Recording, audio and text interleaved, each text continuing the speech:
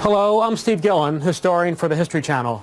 The tragic death of President John F. Kennedy 40 years ago is one of the greatest mysteries in American history. In other programs, we have presented numerous theories about the people and events surrounding the assassination. Many of those scenarios, including a mafia cover-up, CIA involvement, and a possible Cuban connection, have been presented in our series, The Men Who Killed Kennedy. This episode, The Guilty Men, examines yet another theory, that President Lyndon Johnson was involved. I know, as attorney for Lyndon Johnson, that he murdered John Kennedy. He murdered John Kennedy to become president and to avoid prison, and there is no doubt in my mind. You can't kill the President of the United States unless the next president, the head of the FBI, and the head of the Secret Service are in on the cover-up. I'd like the entire world to know how I personally feel is the fact Lyndon Johnson knew about the assassination and was a part of it.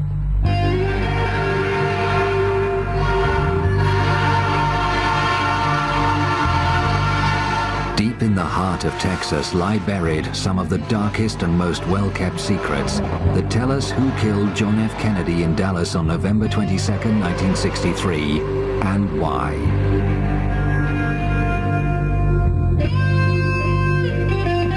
Those forces of darkness revolved around one of that state's most famous political sons, Lyndon Baines Johnson.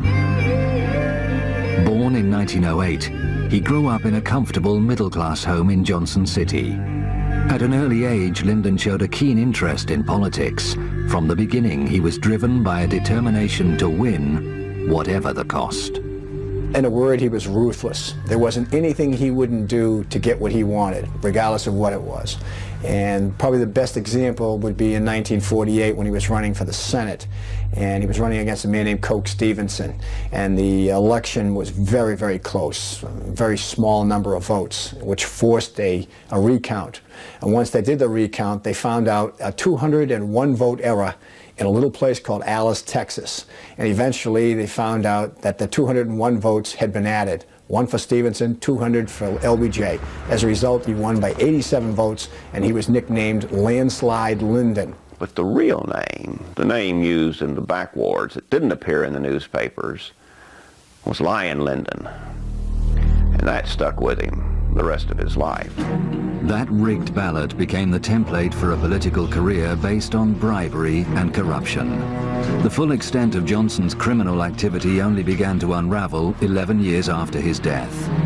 In 1984, at this courthouse in Franklin, Texas, a former Johnson business associate, Billy Celestes, appeared before a grand jury. According to Billy Celestes, there were 8 murders perpetrated on the part of Lyndon Johnson. The first name was a man named Douglas Kinzer. That was followed by a number of men involved in Estes businesses who were corrupt, and they were all killed with carbon monoxide.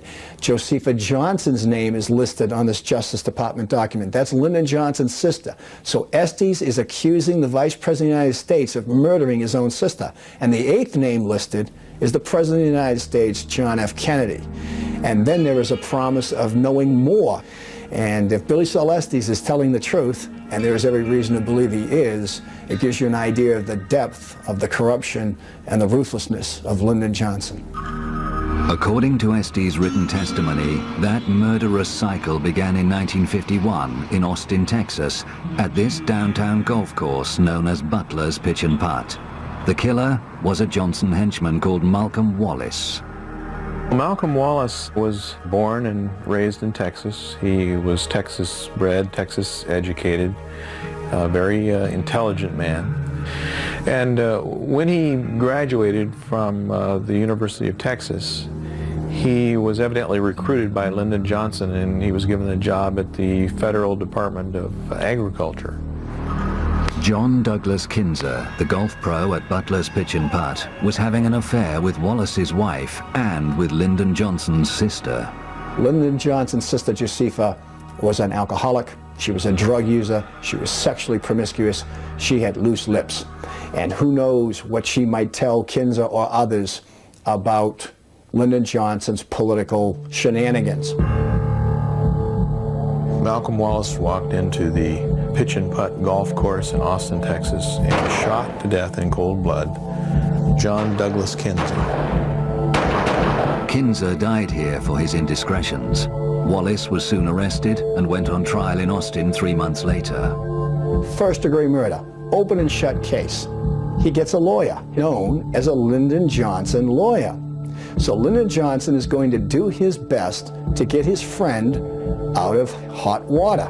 During that trial, Lyndon Johnson took a room at a local hotel, and the 10 days that that trial was going, constantly sent runners from the hotel to the courthouse to bring him word of what was going on during the trial. So he followed the pulse of the trial very, very carefully. Malcolm Wallace is found guilty of first-degree murder, but through influence of Lyndon Johnson, Malcolm Wallace receives a 5-year suspended sentence. Lyndon Johnson was able to get his man out of first-degree murder.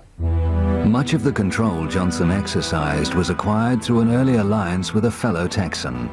Edward Clark gained unrivaled power in the late 1930s with a series of high positions in the state government. He became Johnson's lawyer and a formidable ally throughout his career. The power Edward Clark exercised covered almost every avenue of government power in the state of Texas. He would make sure that important appointments were covered by his men. The judges' control was through their vote. I mean, he had their decision in the palm of his hand. And this was, of course, important because Austin was the capital of the state. And anything that happened legally went through Austin, and that meant it went through Clark. He was known as the secret boss of Texas. He could, and did, arrange for people to be killed. He arranged for money to be laundered. He had that control. This building in downtown Austin became the headquarters of Edward Clark's all-powerful law firm. Barr McClellan was recruited as a young lawyer in 1966, 3 years after the assassination, unaware of the dark secrets hidden within. Soon after joining, in an after-hours conversation with John Coates, one of the firm's attorneys, Barr was made privy to an astonishing piece of information. Coates and I started talking, and in the course of it, John told me, if the truth be told, Clark arranged the assassination of Kennedy. It was a kind of statement that you can't easily forget, even though I personally chose not to believe it at the time. It stuck with me. Attorneys know they're acting behind a privilege. They can say things to each other. And this talk would go on at after-hours drinks, at Christmas parties, just traveling on the road. And it was like Johnson had to get Kennedy out of the way. I worked closely with Don Thomas, and Thomas was the business attorney to the president and was the second man in the law firm. Thomas and I did a number of cases together, and we traveled the state because he did not fly. We'd been to Dallas one day shortly after I became partner, and it was driving back, and just out of the blue, it seems now, looking back, that Thomas said, "I am the only living man who knows what happened in Box 13. Now we know what that meant. That was the stolen 1948 election. I didn't say anything. Sometimes it's best just to listen. And then he looked away and added, but Clark took care of things in Dallas.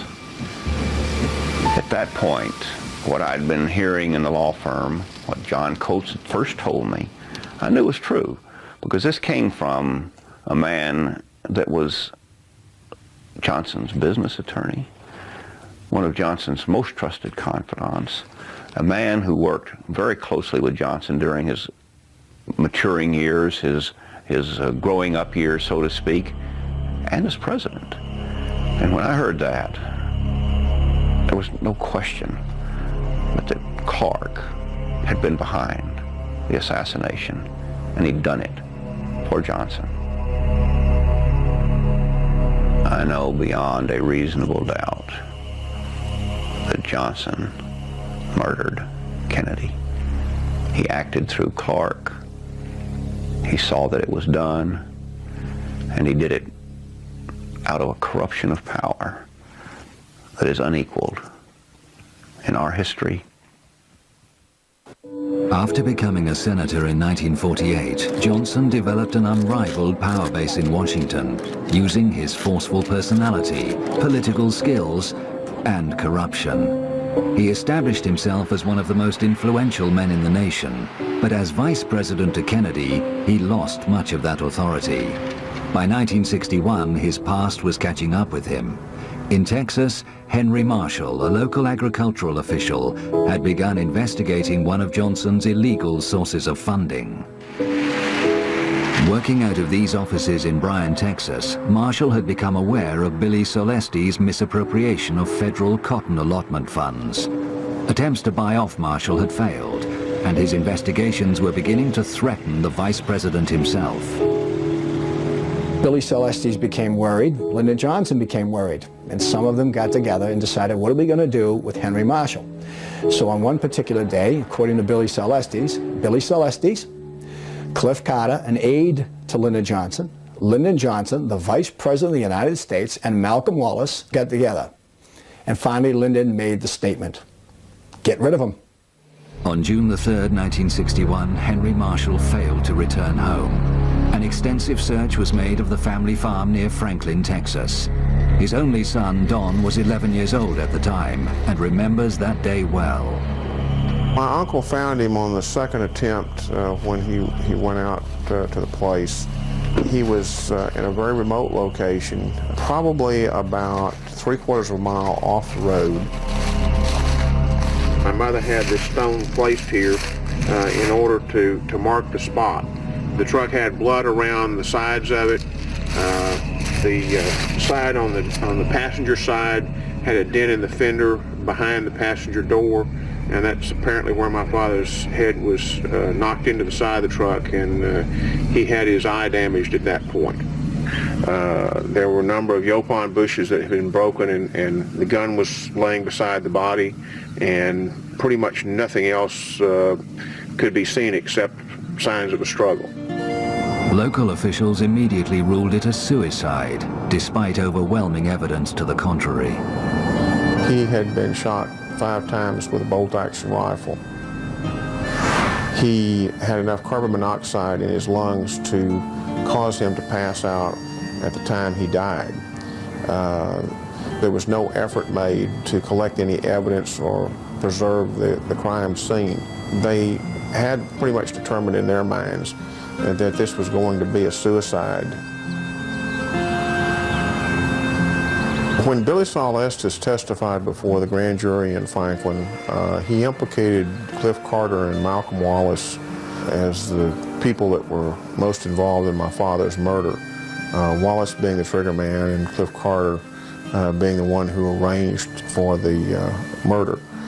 I'm firmly convinced that Malcolm Wallace was the killer of my father. Who that would have aided, probably political power behind everything. Johnson would have been aided more than anyone else. The grand jury concluded Henry Marshall in 1961 was murdered, which means in simple language that the grand jury believed Billy Solestes when he told them that Lyndon Johnson had ordered Malcolm Wallace to kill Henry Marshall. But Johnson's dark dealings were not confined to Texas. In late summer 1963, one of his long-term partners in crime was about to be exposed for corruption by a Senate investigation. Bobby Baker was the secretary to the Senate majority. Basically, he was the secretary for the Senate, and he was one of Lyndon Johnson's closest associates. And everything that Lyndon Johnson wanted to perpetrate, he had Bobby's help. Essentially, if somebody wanted to get a military contract and they wanted influence of Lyndon Johnson to help them, They had to pay off Bobby Baker, who would then pay off Lyndon Johnson. It's the world of bribes. Bobby Baker was involved in a call girl service. He was involved in real estate scams. He was involved in dealings with organized crime. He was in dealings with oil men, particularly Clint Murchison, an oil millionaire from Texas. So as a result of all this, Bobby Baker was in big trouble. And with a little bit of inspiration on the part of the Kennedys that they could get Bobby Baker to talk, Lyndon was all done.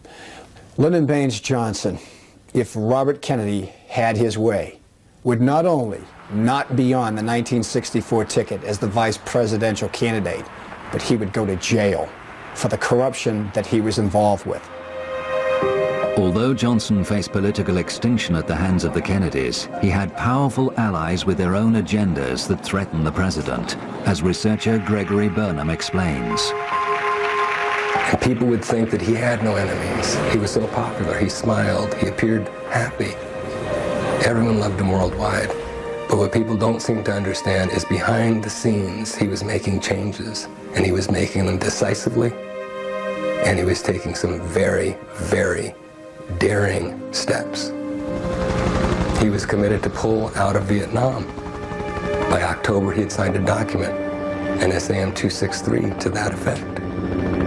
1,000 troops home by Christmas, and all personnel out of Vietnam by 1965. But that wasn't very good for the military-industrial complex.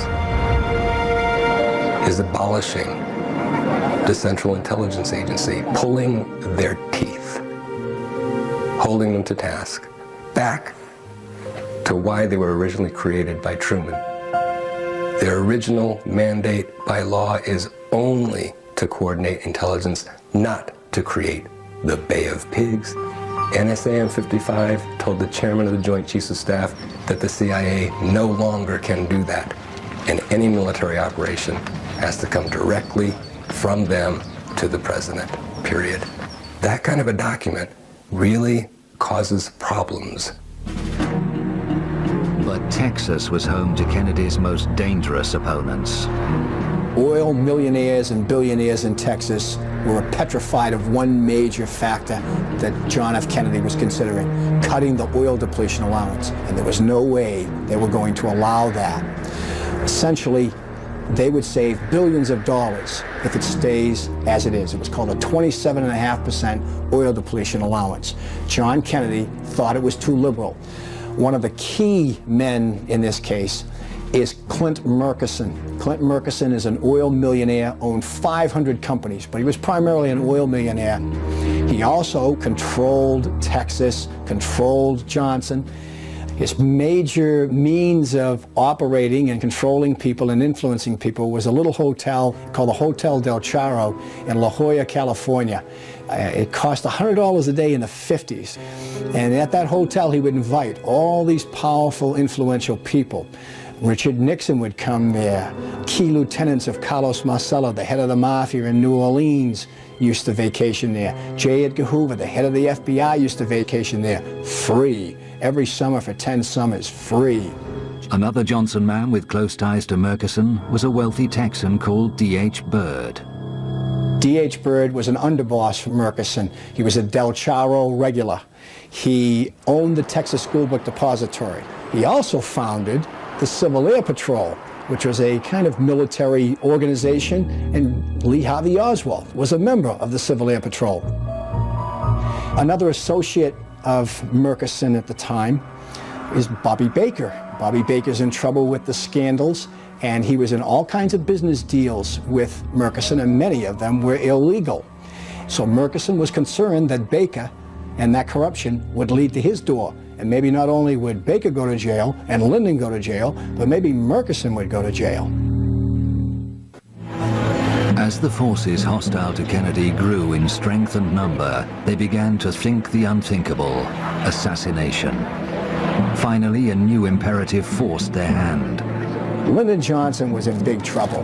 The Bobby Baker scandal and the Billy Celeste scandal could destroy Lyndon Johnson's career. Lyndon Johnson would go to jail. and he was their man. He represented all these right-wing forces. There was an urgency to kill President Kennedy. They had to save Lyndon Johnson. The governor of Texas, first of all, is Lyndon Johnson's best friend in history. They went back decades together. In the 1948 vote scandal, John Connally was every much a part of that cover-up that took place. He was his campaign manager. It is without question John Connally who entices John F. Kennedy to Texas. Once they get him there, then they're in control of everything. Motorcade routes, the evidence, the Dallas police, everything. It's their land. It's their territory. Lyndon Johnson and his Texas cronies suckered President Kennedy to Texas.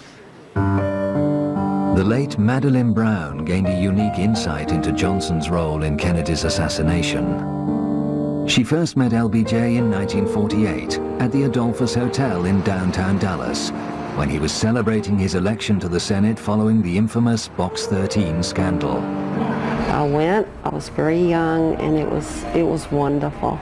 Our relationship developed immediately. Lyndon gave another campaign party in Austin. It was 3 weeks after I met him at the Adolphus, and it was scheduled at the Driscoll Hotel. And oh, it was so great to see him. I mean, for 3 weeks I had thought about him and how wonderful it was. We were dancing that night, and he says, I'll see you upstairs, and he put a key in my hand. I still have that key. It was exciting. I felt naughty, but I felt good. I fell deeply in love with him. Yes, I did. I was just the other woman in his life, and my emotions are still the same for him as they were when I met him as a very young girl. But I'll always love him. He was the father of my son, Stephen. That intimate relationship with Johnson continued for many years. Through him, she became familiar with the closed world of power politics in Texas. On the eve of Kennedy's assassination, she attended a party at this house in North Dallas, the family home of oil billionaire Clint Murchison Sr. There was an extraordinary guest list that night. We had H.O. Hunt, Murchison, Lyndon Johnson made an appearance. We had Hoover, we had Richard Nixon. They were the most influential people there. But I was under the impression that since J. Edgar Hoover was there, that it was to honor Hoover rather than anything else. When Lyndon came in, no one was expecting him. So when Lyndon arrived at Clint Murchison's, they all went into a conference room, and you could just feel the atmosphere. And when Lyndon came out, I was, of course, happy to see him. I did not know that he was going to be there. And he whispered in my ear at that time, "Those blank-de-blank Kennedys will never embarrass me again. That's no threat, that's a promise." So he departed. The party rapidly broke up after Lyndon departed. A seamstress and companion, May Newman, provides confirmation that this party took place at the Murchison family home on the eve of the assassination. She lived and worked in another Murchison house in Dallas for Virginia, Clint Sr.'s second wife. She speaks here for the first time. I started working for Virginia Murchison in 1962 until her death in 1997, approximately 36 years. I remember well the night before the assassination. I worked with a man called Jewel Pfeiffer, black man, which was Virginia Murchison's chauffeur.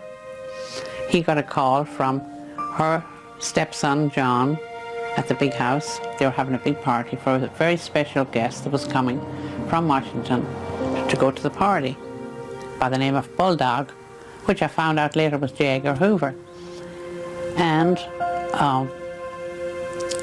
he said he was very excited about doing this, going on this trip out to the airport to take this special guest to a very special party, big party. And I asked him when he came back if he got a good tip, and he said no, and he was very, very upset. He had to go back that night to take J. Edgar Hoover to the airport to go back to Washington. And he still didn't get a tip. Further verification of Hoover's presence in Dallas on the eve of the assassination came from a friend of May's who worked at the Murchison family home. Beulah May Holman, she was the cook at John and Lupe's house, and she wanted me to go help her that night, which I didn't, but I knew she told me she was cooking quail, and I wanted the recipe, so she gave it to me. She said it was a very important guest by the name of J. Edgar Hoover that was coming, and I should go out and help her so I could get to meet him.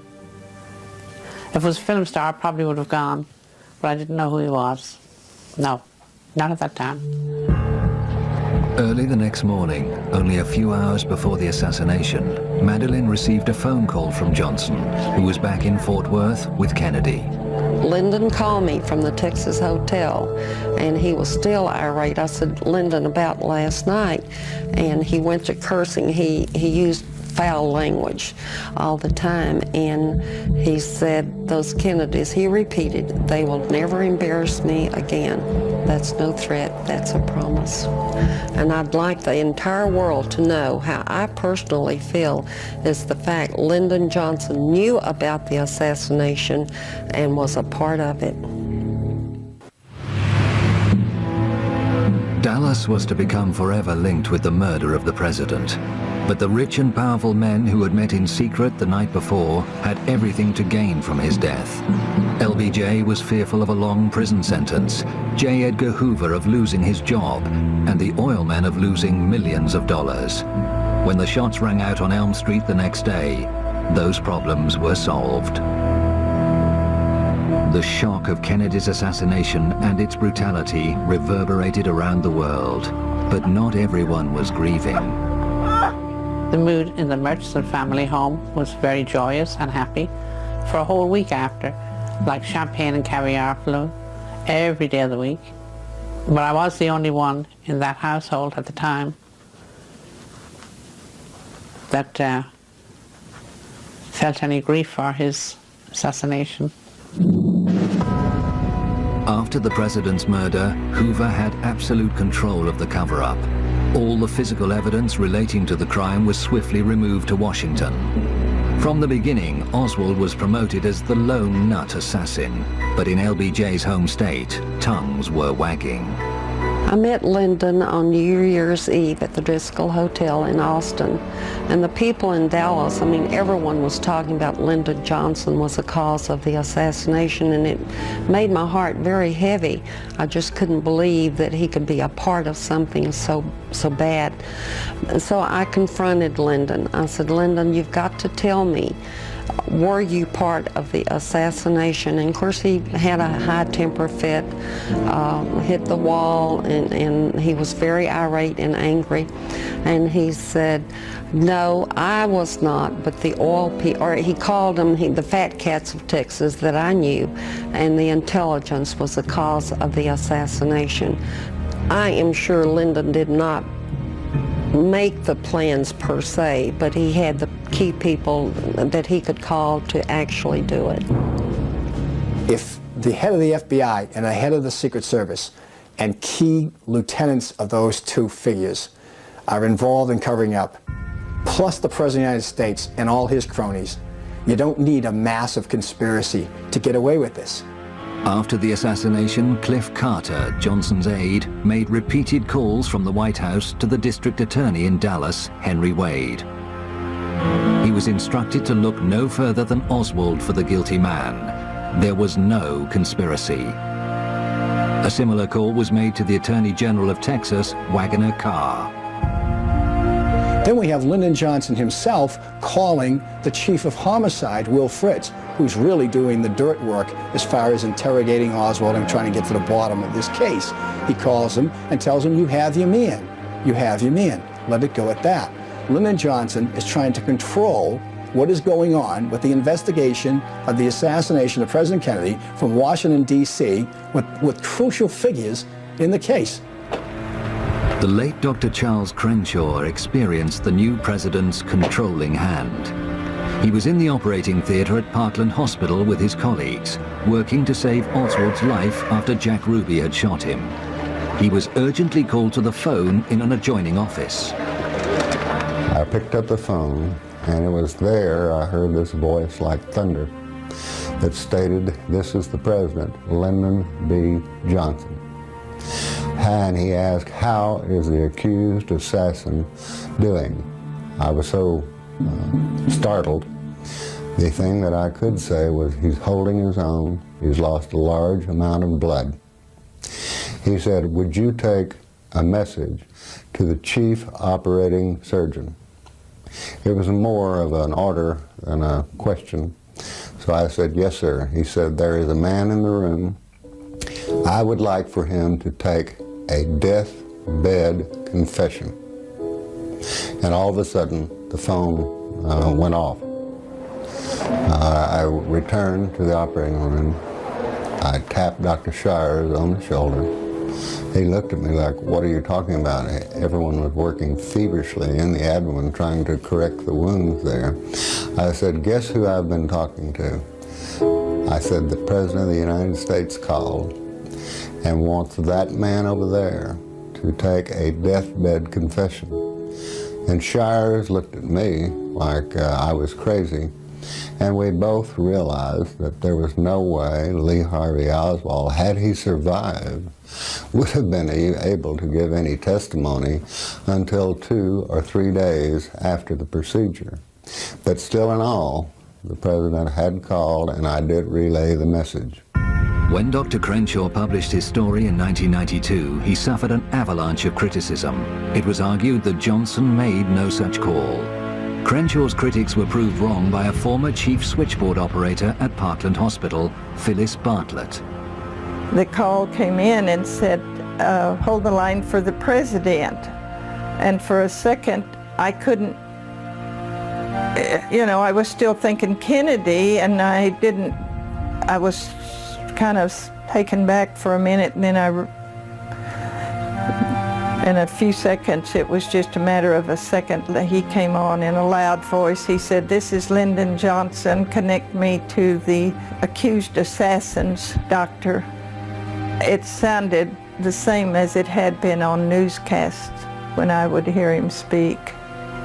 I knew I had put a call to the operating room, so I contacted Dr. Crenshaw, and I told him, that I knew he did get the call, and that I was sorry that the people had, in the newspaper and on the TVs, had tried to discredit him.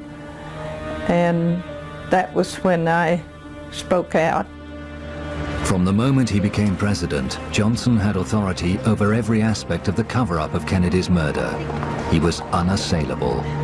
Johnson has the power to contain the investigation, both nationally and locally, on the ground in Texas. More so than if it had happened, let's say, in Oregon or Wisconsin. Texas. He's got the power to give the CIA what it wants as president, as opposed to Kennedy, who they feared. He's got the power to take the National Security Action Memorandum that Kennedy had signed in November 1963, tear it up, reverse it, and create a war where 3 million soldiers wound up going to Vietnam instead of 16,000 being brought home by JFK. He can make J. Edgar Hoover director of the FBI for life. He's the man in the middle. The only person that can answer all of the questions of who's at risk, who's going to gain the most, who wins in this deal, there's only one answer to that question, and that's Lyndon Johnson. And his ticket out was Elm Street. One of the most compelling pieces of evidence linking Johnson with the assassination is through his henchman Malcolm Wallace, the convicted killer of Douglas Kinzer. In the hours following the assassination, on the 6th floor of the Texas School Book Depository building by the southeast corner window, the Dallas police discovered an unidentified fingerprint. The fingerprint is the ultimate part of the Mac Wallace story. The FBI fingerprinted every Texas School Book Depository employee, including the women employees who worked downstairs, never handled the boxes. They fingerprinted every Dallas officer that was in the sniper's nest so that they could remove those fingerprints from consideration. At the end of the day, you have one fingerprint remaining. It sits in the National Archives for 35 years, until 1998. An investigator takes it to a highly qualified, certified latent print examiner, a CLPE, along with a redacted fingerprint card from Mac Wallace from the 1951 murder of John Douglas Kinzer. And he said, here's a print card. Do you see anything? Nathan Darby is one of the most experienced fingerprint experts in the United States, with 35 years service in the U.S. military and the City of Austin Police Department. I didn't know where it came from, and a week or 10 days later, I called the party that had brought it over and said, well, it's a match. The finger that made the ink print also made the latent, and we call that a match or identified. And there was no question about it. They matched. 3 years later, Nathan Darby readdressed the same evidence and reconfirmed his original findings. When he was done, he had a 34-point match. And when you mention that in criminal circles to an investigator, how confident would you feel with a 34-point match? Oh, that's a slam dunk. It can't miss. It doesn't get any better than that. You give me a 34-point match on any case in the United States, I'll take it to court and win. The inked and the latent print are made by the same finger. And the other evidence that I've been presented with was Malcolm Wallace's left little finger, without a reasonable doubt. Now, the fingerprint in question came from a cardboard box in the sniper's nest in the Texas School Book Depository. Fingerprints do not last long on cardboard. So it's fair to say that either Malcolm Wallace was wandering around there for no purpose. He was in that sniper's nest on November 22nd. That evidence, that fingerprint evidence, along with Malcolm Wallace's sordid resume, was sent to every imaginable agency or individual that could have an interest in what happened to John Kennedy. The only people that took notice of it were the Dallas police, because it's still an open homicide on their blotter. And they took serious notice of it. And then they were told, forward it up the line, because Dallas no longer has any evidence. It's all in federal hands, even though it's an unsolved homicide. They forwarded it up the line. And it took 18 months for the FBI to say verbally, no, it's not a match. And the single most important fingerprint found in the last 35 years was buried. I don't know why they couldn't say that the thing didn't match. It did match. There's no question about it. My experience, I've just had too much experience. I know what I'm talking about. I'm positive. There's no question about it. My dying declaration, if I was to drop dead right now, they match. It's still the big lie. It's unknown. It's unidentified. No, it's identified. It's Malcolm Wallace, and he's linked to Estes, Carter, and Lyndon B. Johnson directly.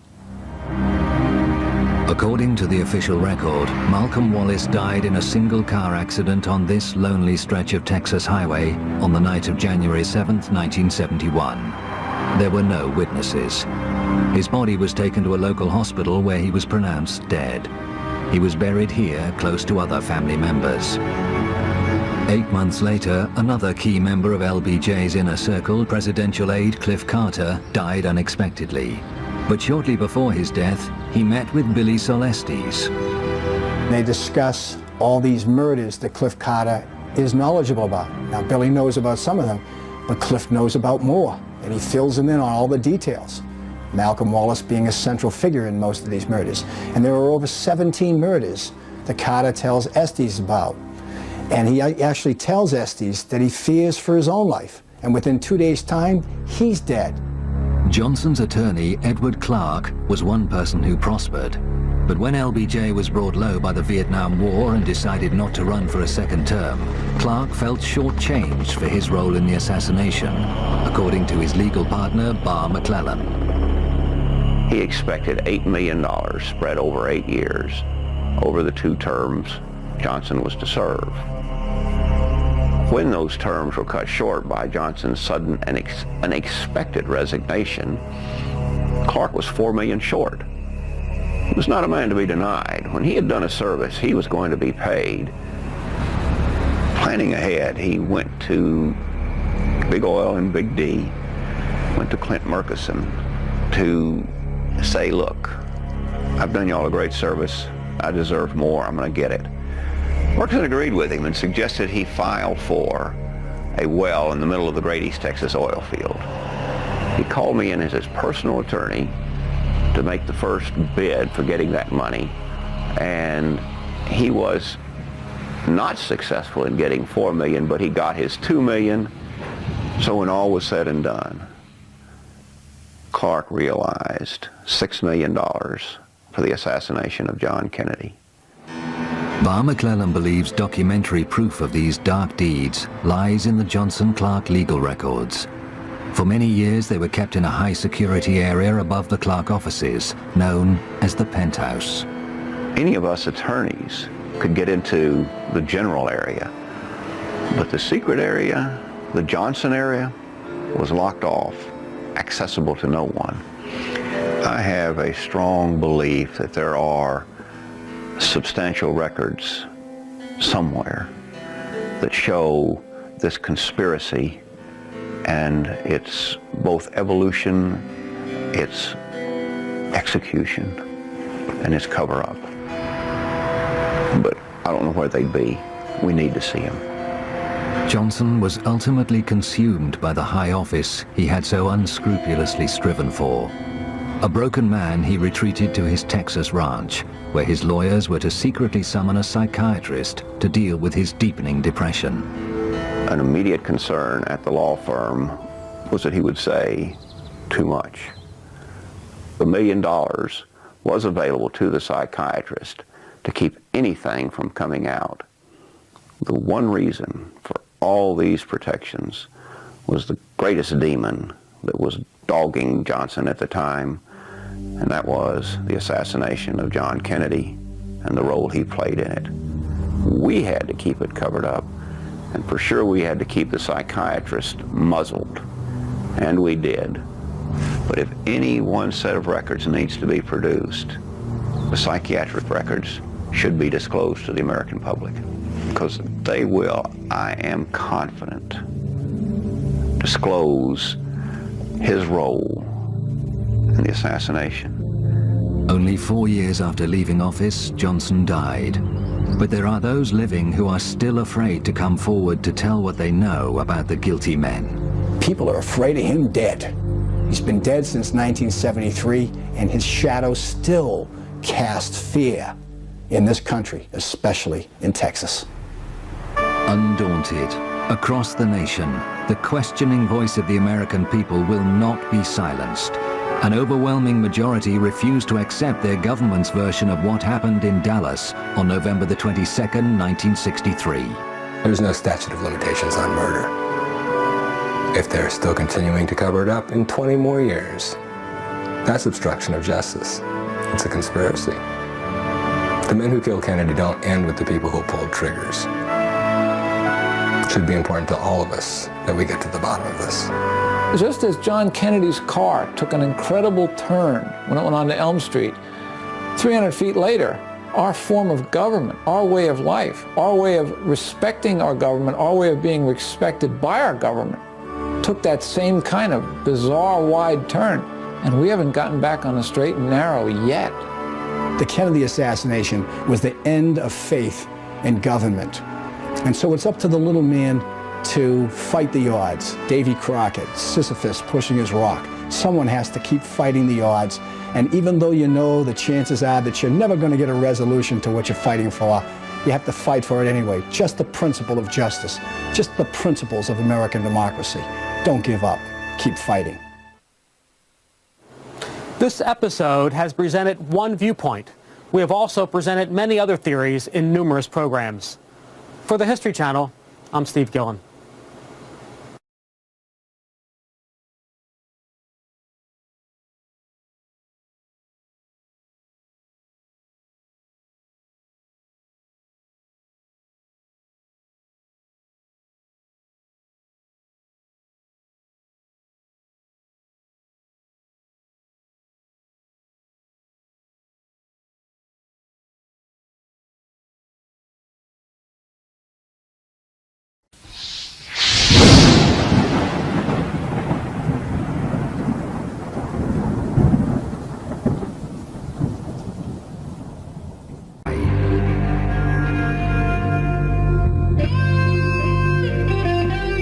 those forces of darkness revolved around one of that state's most famous political sons, Lyndon Baines Johnson.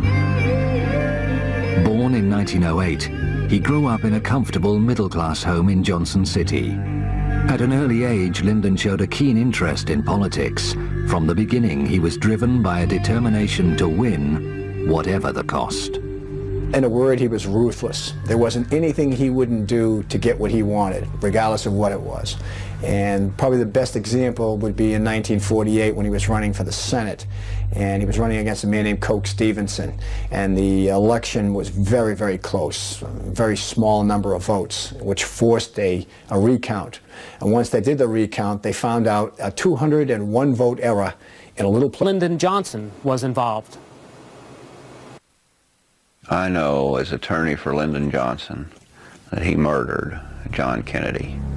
He murdered John Kennedy to become president and to avoid prison, and there is no doubt in my mind. You can't kill the President of the United States unless the next president, the head of the FBI, and the head of the Secret Service are in on the cover-up. I'd like the entire world to know how I personally feel is the fact Lyndon Johnson knew about the assassination and was a part of it.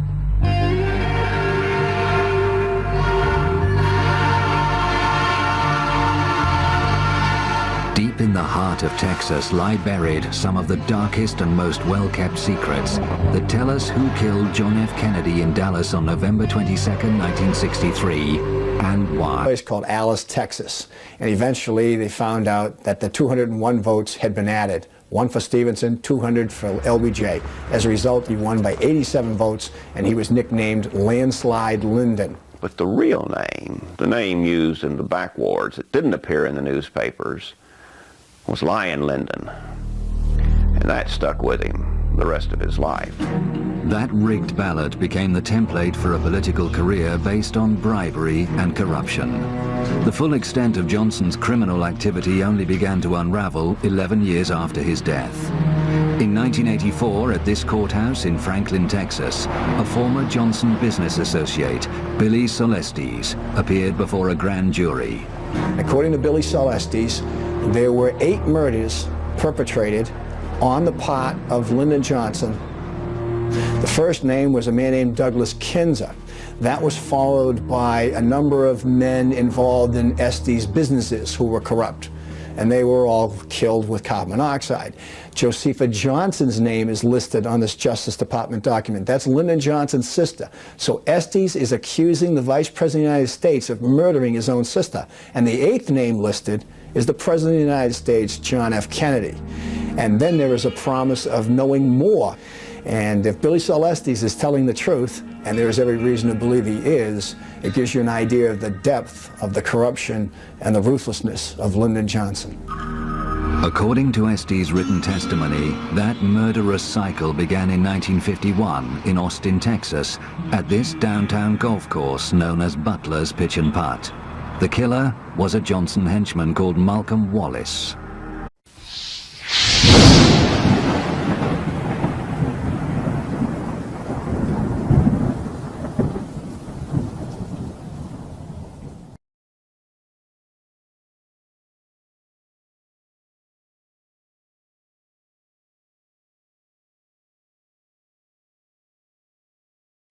Hello, I'm Steve Gillen, historian for the History Channel.